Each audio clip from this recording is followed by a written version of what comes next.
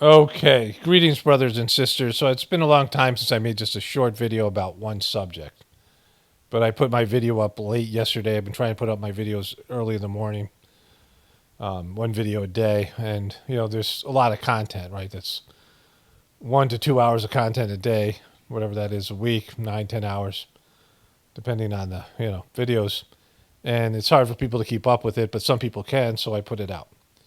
Um, But anyways, I want to get this out today. There'll be in one short video I put up today, and then I'll get back to my normal videos. Got a couple about Alec and Hilaria, 2 videos back to back about that, and the economy collapsing, and a bunch of things to do with that. Some other stuff. Don Lemon just getting harassed, just all these things. We got some chicks, baby hens, chicks, and I got a whole thing to say about that and the economy. But anyways, let's get into this here today. This is not a nothing burger. JFK assassination expert reveals takeaways from newly released files. Growing after the Trump administration released thousands of pages about the assassination of President John F. Kennedy. Joining us now, someone who has been going through the files, Jefferson Morley, editor of the JFK Facts and Substack and vice president of the Mary Farrell Foundation. Jefferson, thanks so much for being with us, Jefferson. What are your takeaways so far? There's a lot of this, and a lot of this is not really organized. Yeah, so we spent last night going through the 2,000 or so documents, and I got to tell you, Lincoln, there's a sensational story here that people need to know. This is not a nothing burger, as people will tell you. There's an amazingly interesting and pregnant story in these JFK files. Let me explain. Late last night, we got the unredacted testimony of CIA counterintelligence chief James Angleton, who testified behind closed doors to Senate investigators in 1975. Up till yesterday, about 40 pages of the 113-page transcript were redacted. All of those redactions have come off, and we see a new window into the CIA's pre-assassination surveillance of Lee Harvey Oswald. One document, FBI document released yesterday, indicates that Angleton recruited Lee Harvey Oswald as a 20-year-old Marine as a contact or a source for the CIA in 1959. Okay, so that's everything, and I'll explain that in a moment. It's over. That's everything. Of course, they won't admit to anything, but that's just that alone, right?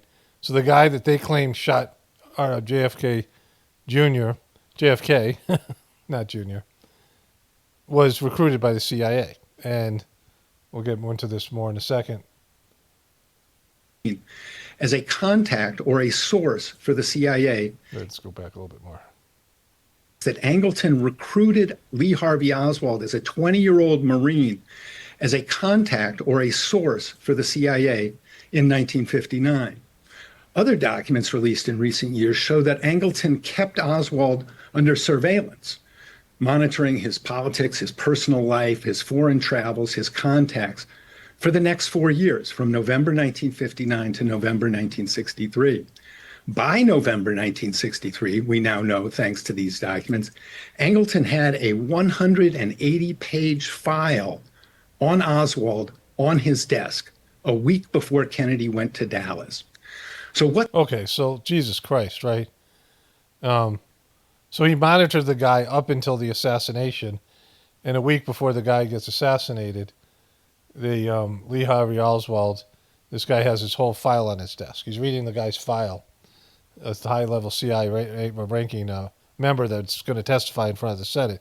This is everything. I'm going to explain this in a moment. What this story raises is the question, was the CIA incredibly, atrociously incompetent? No. When it came to Lee Harvey Oswald?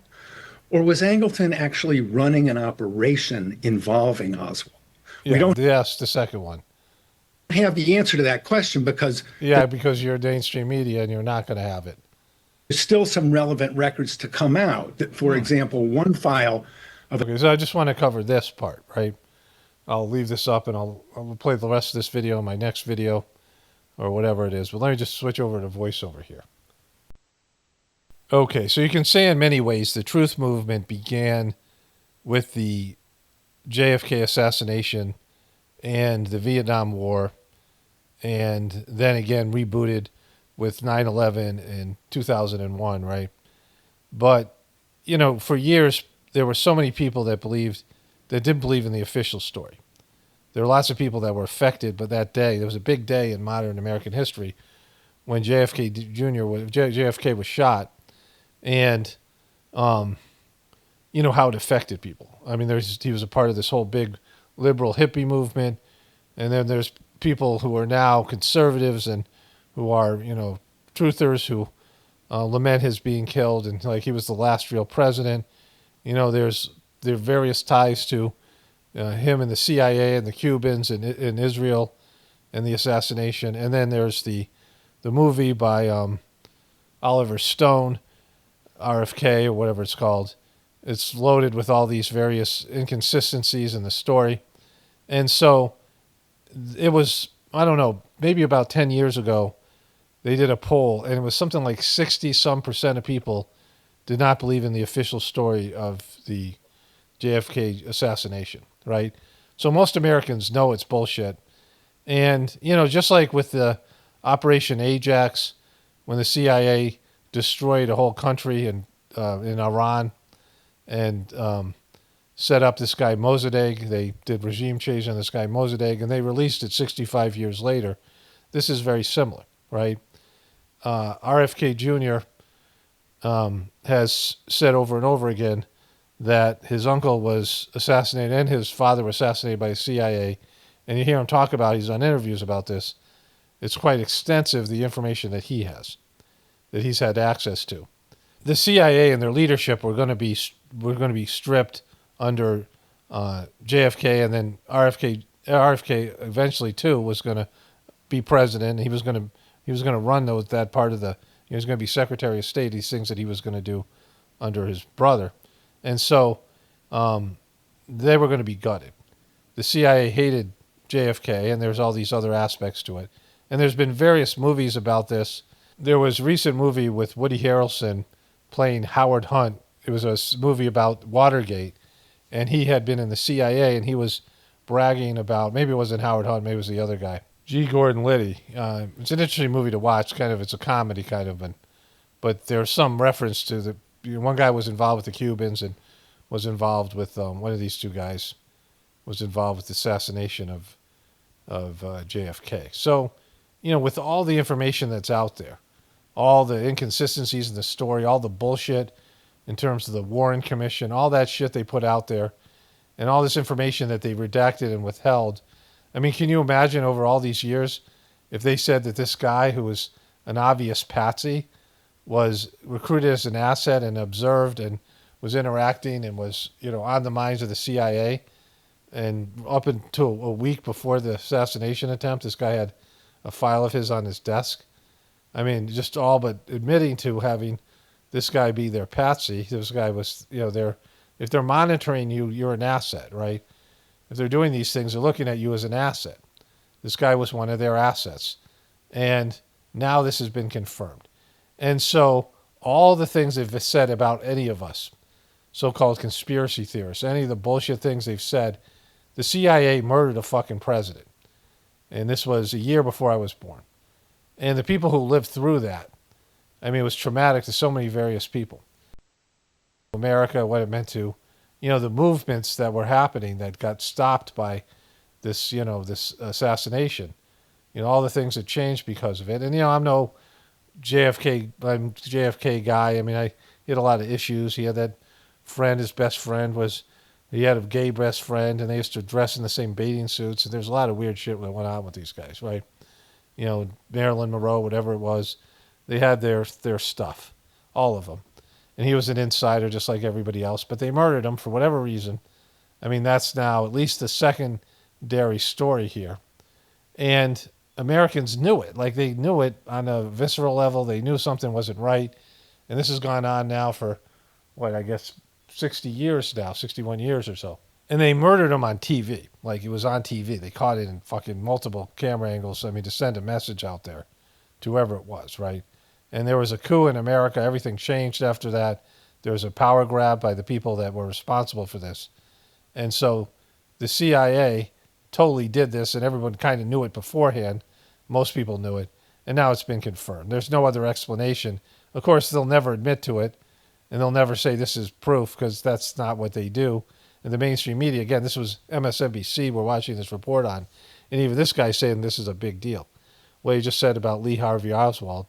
If it was just this one piece of information, and there's more information coming, and, I'd have to, I'm not going to read through the report myself, but we all know what happened. And we at least know that there was the official story is bullshit, and most people already know that. But in terms of their treatment of all of us in the truth community and all the people who, were crazy conspiracy theorists who didn't believe the bullshit official story that was released years ago by this, fake Warren Commission, and all the information that was withheld, and all the information that was dug up by, the original sort of truthers that were out there. And, if they killed the president and they more than likely faked a moon landing, then they can say nothing to us, right? You guys are lying pieces of shit that kill presidents and fake moon landings, and so everything that you do is suspect, right? This is what I always say.